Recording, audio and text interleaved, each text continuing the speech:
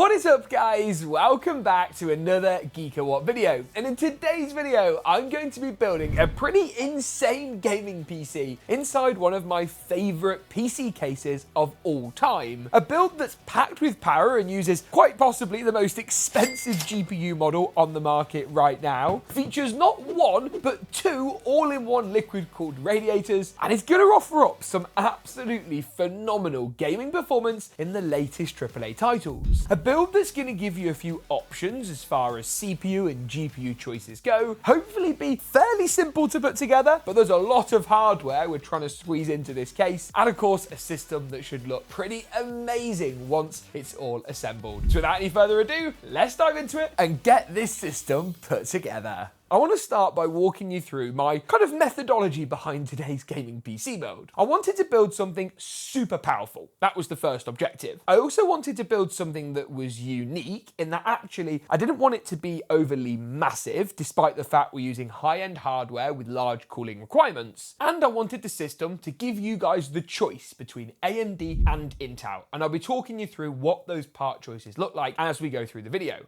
And looking later at the performance difference between this build with an Intel processor and this build with an AMD CPU. Factoring in, of course, the fact that we've got two new Intel Core Ultra Plus processors, which genuinely do mix things up just a little bit. Now let's start, shall we, by looking at the case for this build and the fans that I'll be putting inside of it. For the chassis, I've gone for this, the HYTE HY60 in black. Despite this case being a couple of years old, I feel like it's actually kind of come back into popularity, and there really is nothing else on the market quite like it. Now, yes, it's a dual chamber fish tank PC case, nothing massively unique there, but it's got a unique shape to it in that, of course, it kind of curves round at the front, but with flat panels. It has a rear chamber for the power supply that moves lots of the airflow to the top and the bottom. And unlike a standard dual chamber where the two chambers stretch the length of the case, in this particular chassis, our front chamber spans around to the side as well. Uniquely, you've got support for two radiators in this case at once, a 360mm on the top and a 280mm on the side, both of which I'm going to be using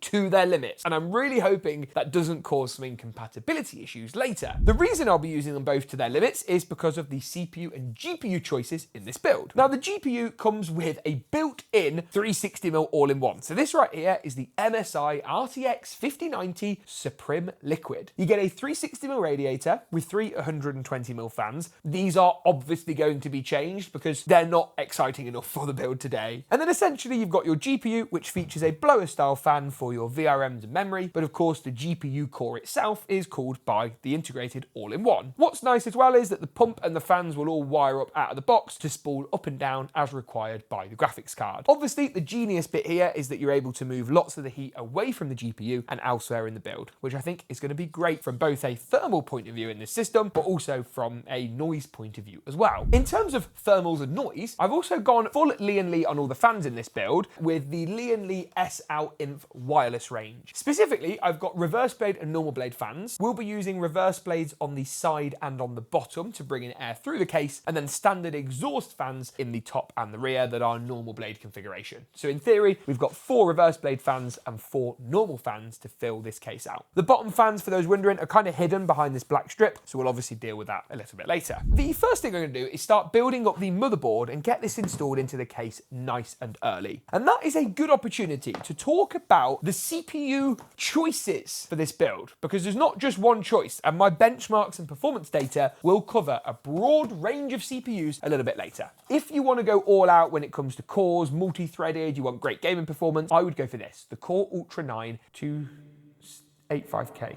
Yes, that's right, isn't it? 285K. It's not as fast as what AMD are going to offer you on their X3D lineup, but it gives you the highest core count of all. If you want to stick with Intel but want better gaming performance, I'd also recommend the new Core Ultra 270K Plus. That's the new Plus Core Ultra 7 chip. And if you want to go AMD for basically best of the best gaming performance, you'll want the 9850 X3D. 3 choices, and I'll be giving you the data for all 3 a little later. One of the reasons I wanted to go Intel for this build is because I need a system in which I can test these new Core Ultra Plus series CPUs in, the review of which will already be live by the time this video lands, and you can find that in the cards now. And as such, I've picked up the MSI Z890 ACE motherboard to actually test those new Core Ultra processors. MSI have got a wide range of Z890 boards. You just need to make sure you've got the right BIOS version that supports the new Intel CPUs if you want to go that route. I picked this board because if you're going for AMD, they also have the X870E ACE, which is basically the same but in AMD form. And I'll link all those options down in the description below. As far as getting everything installed into the motherboard, that's going to be quite easy.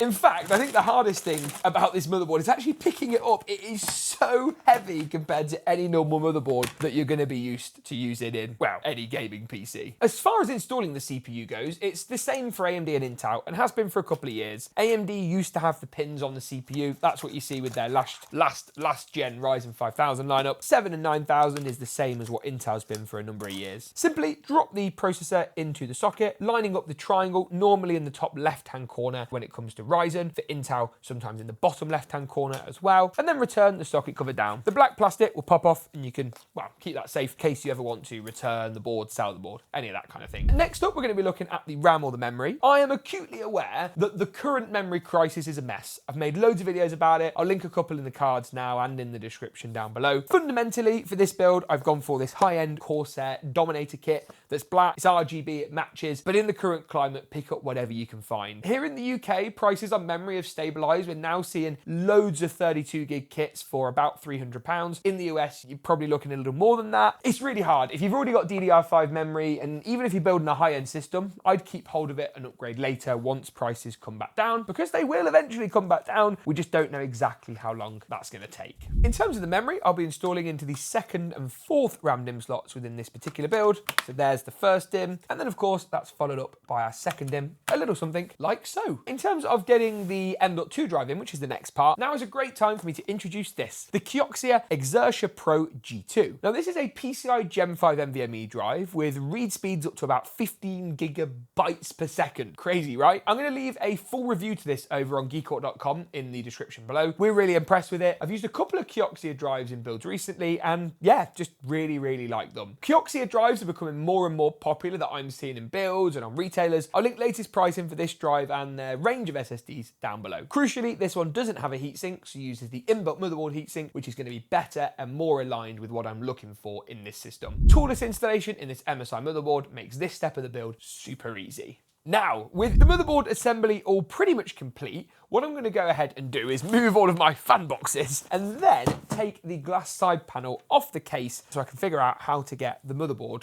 installed. Now, installing the motherboard in this case is pretty much the same as it is for any other standard chassis. However, what you need to do is actually remove the integrated vertical GPU mount. This is what we'll need later. You don't want to remove it fully, you just want to kind of peel it back so that the motherboard can slide onto the motherboard tray a little bit more easily. Something kind of like this. Aha, no, we squeezed it through. There we are, you see. So the center standoff, which is this standoff just here, is raised. So it will hold the motherboard in, but I had to really push it towards the back of the case to actually get it there. Then I'm going to screw the motherboard down with the 9 screws. So 3 at the top, 3 along the middle, and 3 down the bottom. And to make life a bit easier, I've taken the rear panel of the case off as well. It's then a simple case of putting our vertical GPU riser cable back in, but you'll see that actually the PCI bracket spot is too high. So I need to remove this by taking the existing screw out and shifting it down by 1. That is in and looking pretty good. The next step of this build is figuring out what on earth to do next. Part of me saying the CPU cooler, part of me saying the graphics card, but actually I would say the next step is going to be to do the power supply and also the fans. Doing these now while everything's easy to access makes the most sense. Now in terms of the power supply, I've got this, the MSI AI600TS. They also do a 1200 watt, very similar version to this, which would be sufficient for the 5090 in this build. If you're going to go 5080, even 9070 XT, this is way overkill and you'd be fine with even like an 850 watt power supply instead. This one's pretty cool though, and from memory has some really nice cables included inside of this bag, and I'll show you if I can pull them out what these look like with their individual nylon sort of braiding sleeving. They look really smart. So with that, it's time to get the power supply in, remove the existing fans, and then put all of the new Lian Unifans in instead.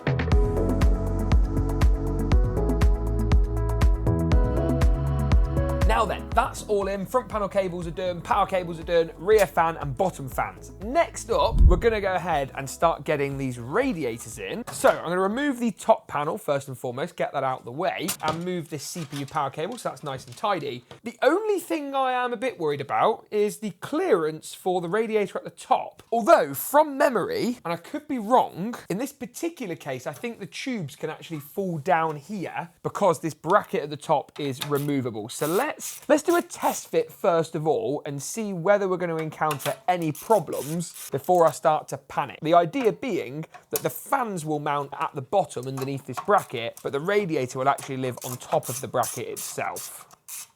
In order to actually test this, I need to start by removing the fans from the radiator. These are the pre-installed, pre-mounted unit. The only disadvantage to doing this is that the replacement fans won't be wired up to the graphics card. So we'll need to do some software customization to actually get the fans to react to the GPU temperature. These by default will spool up and spool down with GPU temp. Our new replacement units won't necessarily. It would be nice if MSI actually allowed you to just plug a regular 4-pin fan into the harness that links to the GPU. That would make this a really good option for those looking to change, upgrade and swap out the fans to match their build. As let's face it, if you're building an expensive 5090 gaming PC, a few extra quid on some fans is going to be the least of your worries. I can't get this screw out. Come on! Oh my, what is going on today? There we go. Got there in the end. Right, so that's gonna drop onto the bracket like so. Yeah, okay, that was way easier than I thought it was gonna be. Let's continue and add the standard, oh no, normal blade fans onto this and not break anything. Test fit, we are ready. Let's gently lower 5090 in through the top. Then, are we gonna be good? Yes, yes we are. And the graphics card is gonna live down here. Oh, that looks good. That looks really good. However, there is something that needs to be done first. And that is, well, take the graphics card out and put the CPU cooler in instead. And very carefully hoist the GPU out. Talking of the CPU cooler, I actually don't know if I mentioned this earlier, but I've got the NZXT Kraken Elite 280 RGB. It's got this lovely circular screen, outer RGB ring, RGB fans, which we're not gonna use because guess what? We're gonna go Lian on those fans as well. Lian just make the best fans. I don't think anybody else really comes close. So what I'm gonna do is go ahead and change the mounting hardware from AMD to Intel, add the AMD backplate on, replace the pre-installed fans, and we should be good to go. Hang on a minute, I said this. It's a 280mm radiator. I don't know if I have any 140 fans. Let me go and check. I bought the wrong fans. Oh no. I return with bad news. I haven't got the right fans yet. I'm gonna order them, obviously, but I think I'll continue with the CPU cooler installation, leave the existing NZXT fans on, then install the graphics card and replace the fans at the very end, basically tomorrow, once I've ordered the replacements and they've arrived. I'll link the right fans in the description below so you don't make the same mistake as me. Then the final step is just dropping the liquid cooler into place. So I'm gonna thread, oh God, oh, may have scratched the case slightly there. Drop the cooler through, make sure the fan cable is, well, also through. Thread that out the back. And are we good? Yeah, we're good. Right, let's get that screwed in first of all. Then it's time to get the graphics card in. Now, there's a little protective peely cover on the GPU PCI slot, so that's gonna go. And then I just need to remove the PCI lanes off the back of the case, just here, like you normally would in, well, any build. I really love that this case has got a vertical GPU mount built in, and that the mount is really well supported. You're not gonna get any sag on here, unlike other cases where your GPU mount might be a bit of an afterthought or a second option. This is the default option, which in my opinion is better. I'm then gonna slide the graphics card into the slot. I've removed the wrong PCI slot. There's 3 in total, and I've removed one right one and one wrong one. So I'm gonna rearrange that and put it in the right place. There we go. And then drop the graphics card in. Now, bit of pressure. Yeah, we're good. Are we in? We are in. 2 screws to get this secure. And that looks good. Come on, how good does that look? Oh, wow. When you consider I still need to change these fans out from the back here for the right Lian design. And once that's done, I'm so excited to see what this thing looks like when it's finally powered up.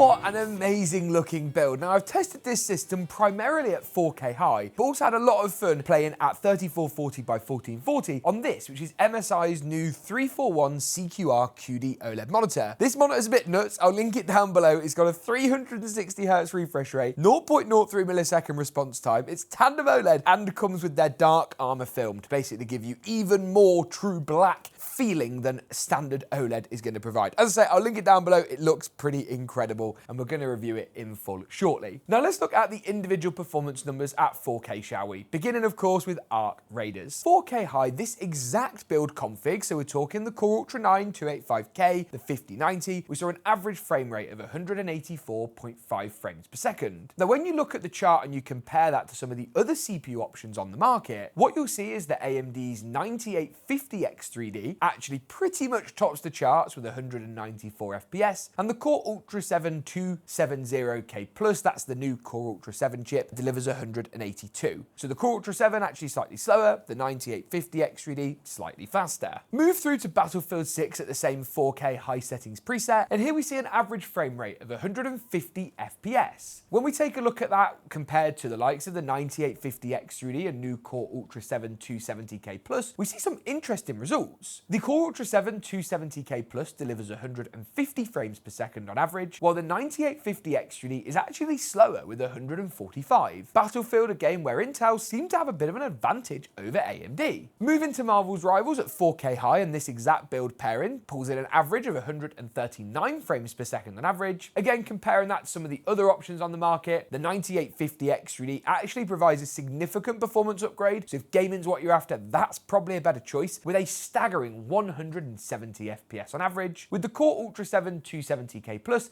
actually performing quite poorly in this instance with 117.5. Move through to the brand new Crimson Desert, and here we see an average at 4K high of 124 frames per second. Resident Evil Requiem at that 4K high settings preset sees a staggering 126.9 frames per second. And finally, Cyberpunk 2077, using the game's inbuilt benchmarking mode, pulls in nearly 150 FPS at that similar 4K high settings preset. It's no surprise that the 5090 is an absolute monster, but if you're going to build a system like this, buy a graphics card like this, what CPU are you going to go for? Are you going to go for the heavy core count Core Ultra 9, the newer, cheaper Core Ultra 7 Plus, or the 9850X3D, which is the undisputed king of PC gaming? Let me know in the comments down below. Thanks for watching, and as always, we'll see you in the next one.